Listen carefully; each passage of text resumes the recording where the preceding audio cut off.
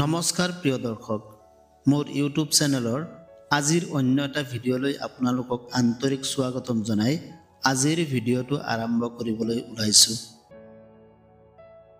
প্ৰিয় দৰ্শক ৰাতিপুৱা স্বামী স্ত্ৰী কমপক্ষে 5 মিনিট জোৰকৈ খাবটি ধৰি শুই থাকিলে পোৱা যায় বহুত উপকাৰ। স্ত্ৰীৰ শব্দ এটি অতি সৰু শব্দ হলেও ই অতিশয় দুৰ্বোধ্য। আমাৰ সমাজত এজন পুৰুষৰ বাবে স্ত্ৰী হৈছে বহু আকাংক্ষিত মানুহ, যাৰ বাবে হয়তো সিংগল ল'ৰাবোৰে বহু চেষ্টা কৰি এজনী গাৰ্লফ্ৰেণ্ড যোগাৰ কৰে আৰু তেওঁক লৈ ভৱিষ্যত জীৱনত ঘৰ সংসাৰ কৰাৰ সপোন দেখে।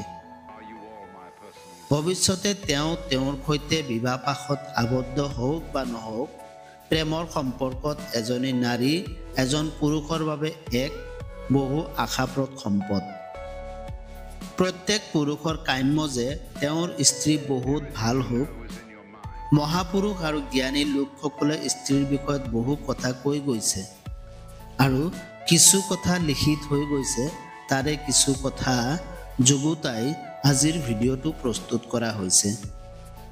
প্ৰিয় দৰ্শক, ৰাতিপুৱা স্বামী স্ত্ৰীয়ে 5 মিনিট জোৰকৈ খাবটি ধৰি থাকিলে কি কি উপকাৰ পোৱা যায় এই সম্পৰ্কে জানিবলৈ আজিৰ ভিডিঅ'টো শেষলৈকে চাবলৈ নাপাহৰিব। প্ৰিয় দৰ্শক, তেন্তে পলম নকৰি আজিৰ ভিডিঅ'টো আৰম্ভ কৰোঁ আহক। নম্বৰ 1, ৰবীন্দ্ৰনাথ ঠাকুৰে কৈছিল, যি স্বামী টোপনিৰ পৰা ৰাতিপুৱা সোনকালে উঠি পত্নীক 5 মিনিটৰ বাবে জোৰকৈ খাবটি ধৰে, সেই স্বামীৰ কৰ্মক্ষেত্ৰত বিপদৰ আশংকা কম হয়। নম্বৰ 2, হুমায়ুন আহমদে কৈছিল, বোৱাৰী হৈছে গৃহলক্ষ্মী, সেয়ে তেওঁলোকক যিমান আদৰ কৰা যায় সিমানে সংসাৰত শান্তি হয়। নম্বৰ 3, সুনীল গংগোপাধ্যায়ে কৈছিল, স্ত্ৰীক যথেষ্ট পৰিমাণে সময় দিয়ক, নহ'লে যথেষ্ট পৰিমাণে বিশ্বাস কৰক, সংসাৰ আৰু যুদ্ধক্ষেত্ৰ মনত নপৰিব।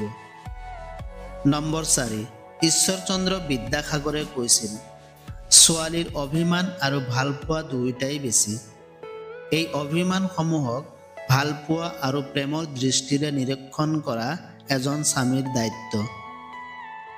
নম্বৰ 5, কাজী নজৰুল ইছলামে কৈছিল, সেইজন পুৰুষ কাপুৰুষ যিয়ে পত্নীক প্ৰেমিকাৰ দৰে গ্ৰহণ নকৰে। নম্বৰ 6, সত্যজিৎ ৰায়ে কৈছিল, প্ৰতিদিনে নিজৰ স্ত্ৰীক এবাৰ ভাল পাওঁ বুলি কওক, মূৰৰ পৰা সকলো দুশ্চিন্তা দূৰ হ'ব। নম্বৰ 7, মাৰ্ক জুকাৰবাৰ্গে কৈছিল, মন ভালে ৰাখিবলৈ নিজৰ স্ত্ৰীক আপোনাৰ ফেচবুক, হোৱাটছআপ, নোটপেড আদি সকলো ধৰণৰ একাউণ্ট পাছৱৰ্ড জানিবলৈ দিয়ক। নম্বৰ 8, সমৰেশ মজুমদাৰে কৈছিল, স্ত্ৰীক সপ্তাহত এবাৰ ফুচকা খাবলৈ লৈ যোৱা আৰু মাহত এবাৰ ফুৰিবলৈ লৈ গ'লে স্বামীৰ স্বাস্থ্য ভালে থাকে। নম্বৰ 9, জাহিৰ ৰায়হানে কৈছিল, অন্য স্ত্ৰীৰ সৈতে পৰকীয়া প্ৰেম কৰাতকৈ নিজৰ স্ত্ৰীৰ সৈতে দুবেলা লঘোণে থকাই শ্ৰেয়। নম্বৰ 10, ঈশ্বৰচন্দ্ৰ বিদ্যাসাগৰে কৈছিল, এটি শিশু জন্ম দিবৰ বাবে স্ত্ৰীয়ে যিমান কষ্ট কৰে তাক কোনো পিতৃয়ে প্ৰেম ভালপোৱাৰ দ্বাৰা পৰিশোধ কৰিব নোৱাৰে। সেই সন্তানৰ পিতৃৰ দায়িত্ব হৈছে সেই সন্তানৰ মাতৃক কোনোদিনে কষ্ট নিদিয়াকৈ ৰখাটো। নম্বৰ 11, চে গুয়েভাৰাই কৈছিল, যুদ্ধত বিজয়ী হ'লেই প্ৰকৃত বিপ্লৱী নহয়, প্ৰকৃত বিপ্লৱী সেইজন যিজন নিজৰ স্ত্ৰীৰ মনত বিজয়ী।